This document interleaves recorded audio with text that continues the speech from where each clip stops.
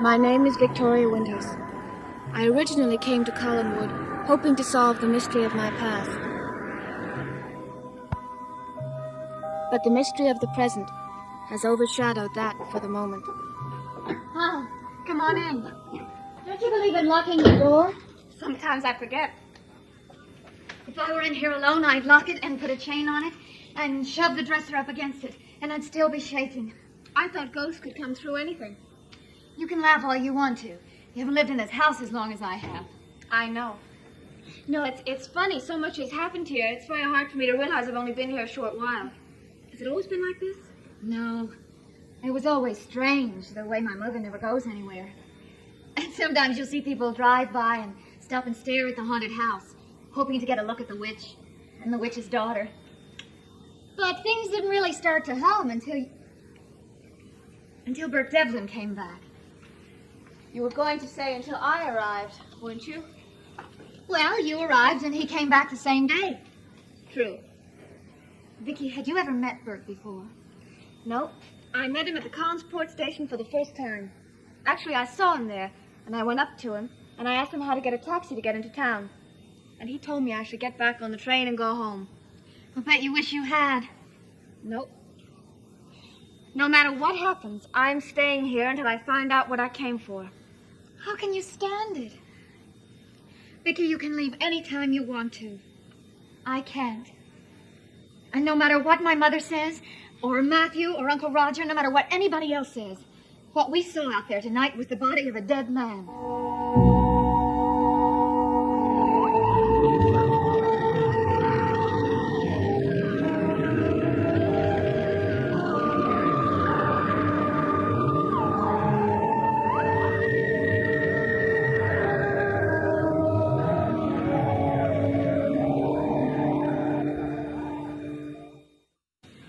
What we saw did look like the body of a dead man. Yes, it did. But Matthew said he walked up and down the shore and there wasn't anything there. But, Vicky, it could have been there and then been washed away again before Matthew went out to look. He didn't seem to think so. If the tide brought it in, then the tide could carry it out again. I don't know anything about tides. They're fierce along this coast. They come in very fast, but they go out just as fast. Fast enough to carry a body away? Sure. Especially down along this coast. That's why Mother would never let me swim here. Because of the tide and the undertow. She always said it was too dangerous. Well, then that might be it. If it was a dead man we saw. You just don't want to think it was, Vicky. I guess I don't.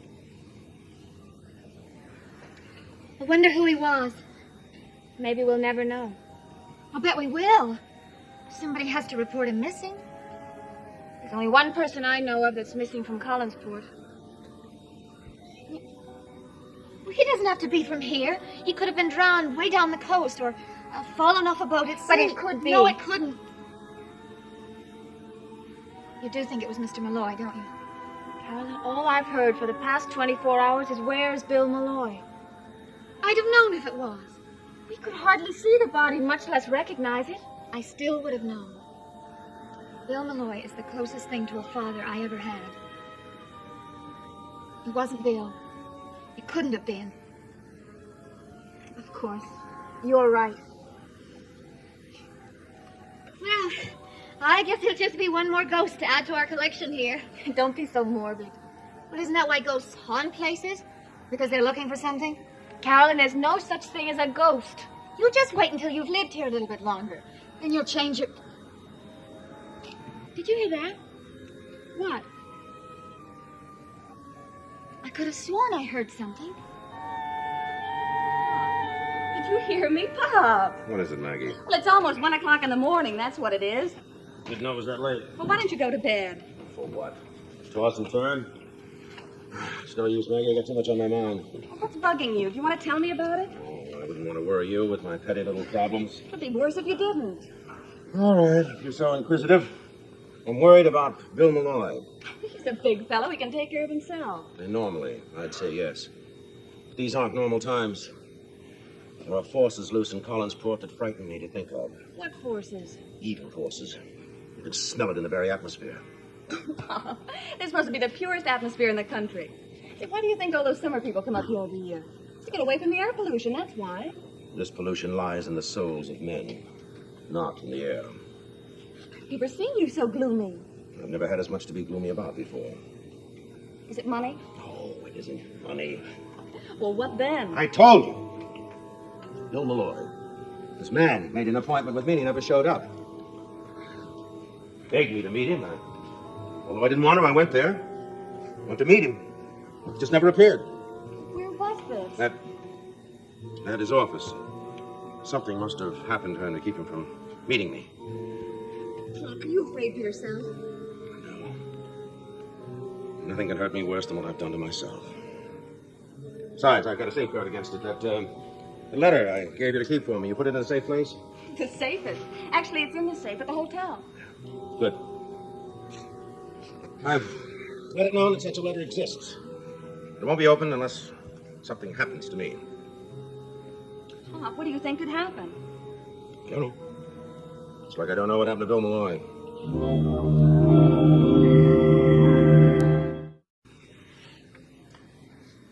I heard it again. It must have been one of the shutters. The wind's come up. There wasn't a shutter. I know the sound every single shutter in this house makes. There it is again. Sounded like it came from the drawing room. Has your uncle come upstairs yet? Yes, I heard Mother and Uncle Roger come up not long after we did. Well, then it must have been David. Where are you going? Don't unlock the door. I'm going to catch a live little ghost.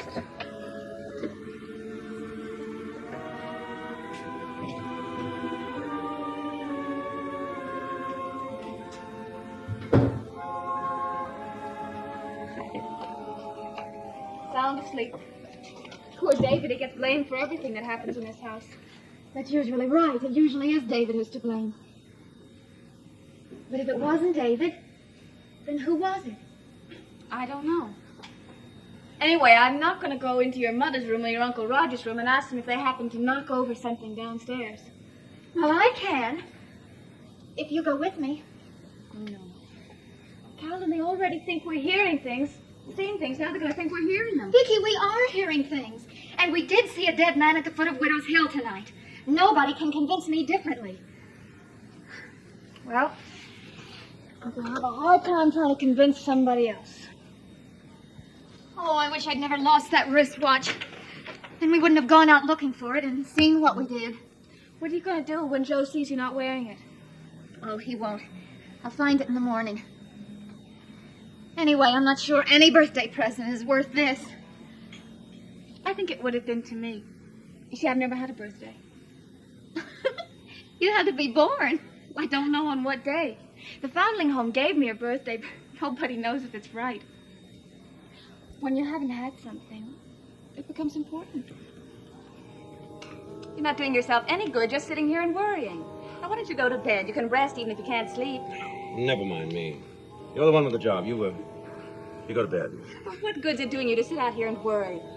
None. Oh, Pop, you're just borrowing trouble. Now, you don't know if anything happened to Bill Malloy. He probably had to leave town for a few days. He'll be back. Will he? Well, of course. Bert Devlin's a harsh man. Bert, I like him.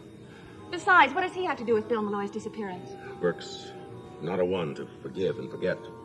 But, Pop, you're holding something back on from me. Remember the other day when you told me that you could see death staring you in the face? Was it his death? I don't remember saying it. Or your death? If I did say it, I don't know what I meant by it. Believe me, I'm just so confused. I don't know what I do from one day to the next. Now, why don't you go on to bed, please?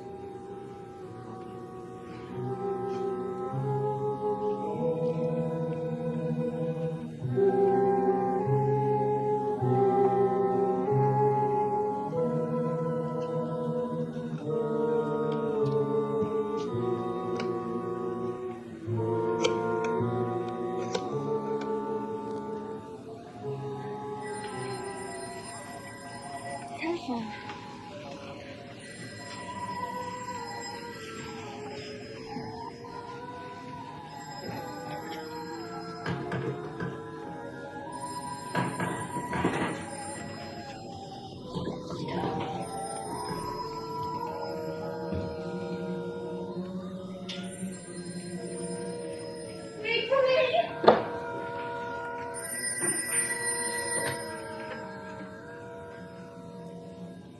Collins. Who is it?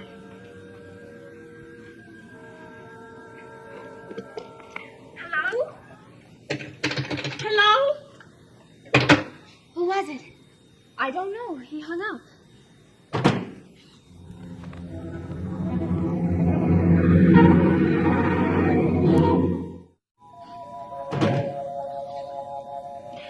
This is silly. I'm going in there to find out just what it is. I know there are no such things as ghosts, but suppose there are. Well, then I'll see something I've never seen before.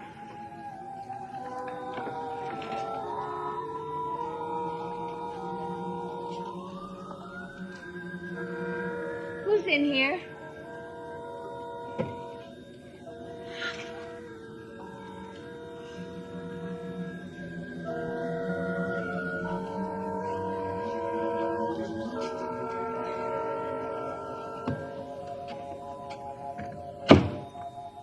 It must have been the wind.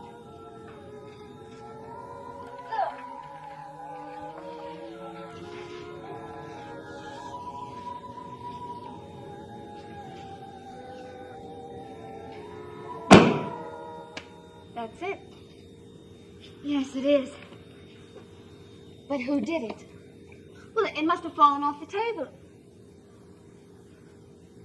I guess it couldn't have gotten all the way over here, though. Not by itself. Now do you believe what I was saying? No. There has to be a logical explanation. Yes. Maybe a cat got in a window and knocked it off. In all my life in this house, I have never seen a cat in here. Anyway, a cat couldn't get the book from that table to here. It's very heavy. You're right. So if it isn't a logical explanation, there's only one other possible explanation, and I don't even like to think about that one. Vicky, please, let's go back upstairs. I feel a lot safer there. At least we can lock the door.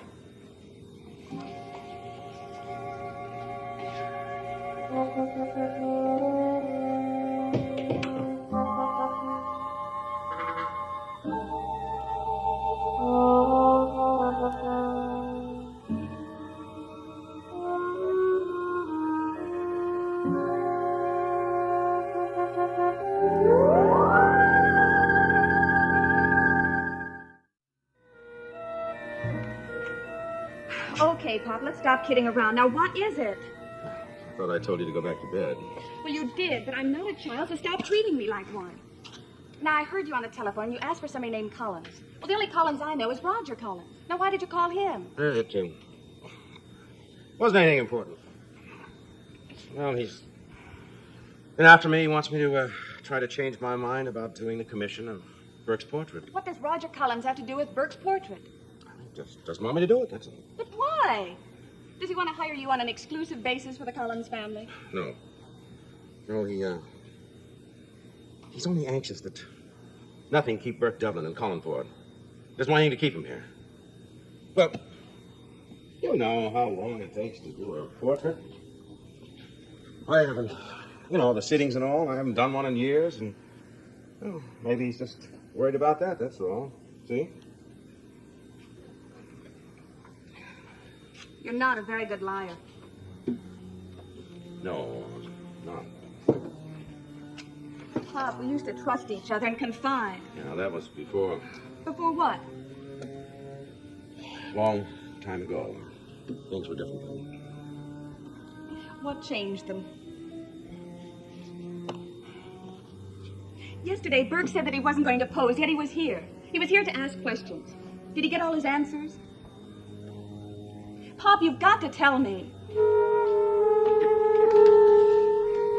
If only that telephone hadn't rung, then we wouldn't have had to go down there. What about the sound you heard?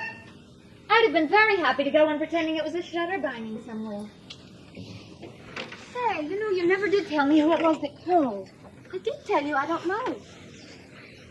Well, did you recognize the voice? No, it was kind of muffled, like a whisper. It just said Collins. Uncle Roger. I guess so. That's all he said, and then the phone went dead. Do you think, could it possibly have been Bill Malloy? That's what I've been trying to think, because I want it to be. But I think I would have known his voice. If it had been Bill Malloy, he would have asked for Mother. And he wouldn't have hung up. Hey, you know, this sounds like the kind of thing that a drunk would do. Calling up from some bar and then forgetting why he was calling. Did you hear music in the background? No, dead silence. You know, that's the second time you've used that word. I wish you wouldn't. All right, complete silence. It couldn't have been Bill Malloy. He usually shouts a lot. I know.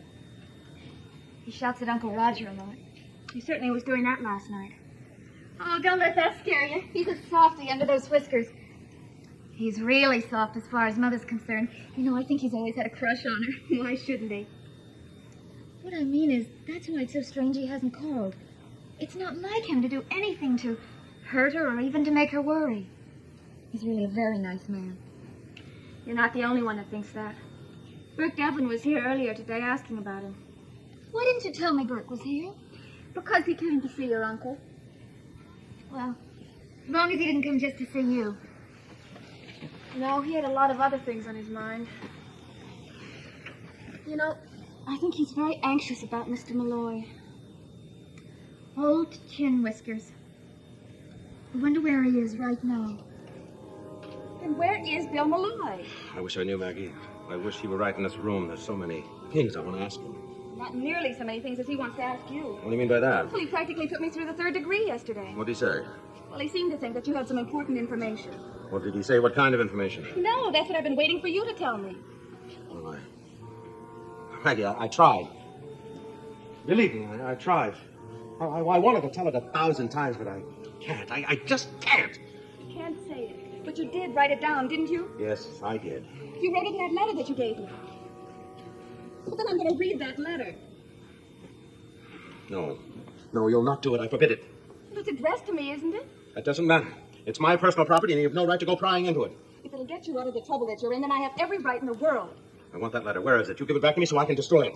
I told you it was in the safe at the hotel. Then you get it tomorrow morning. An empty envelope is just as good as a letter. It'll do the same thing. Nobody will know that there's a letter in there that I've destroyed. That isn't why you wrote it.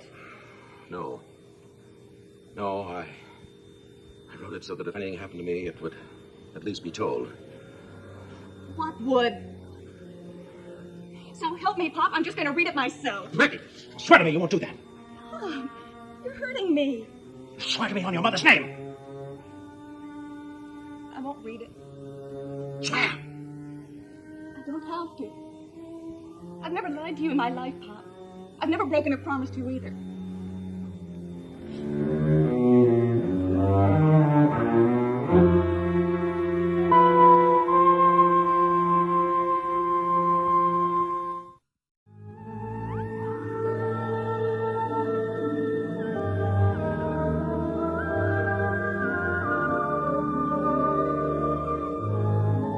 Phyllis Diller stars in the zany comedy The Poets of Southampton, advance premiere tonight, in color on ABC. Dark Shadows is a Dan Curtis production.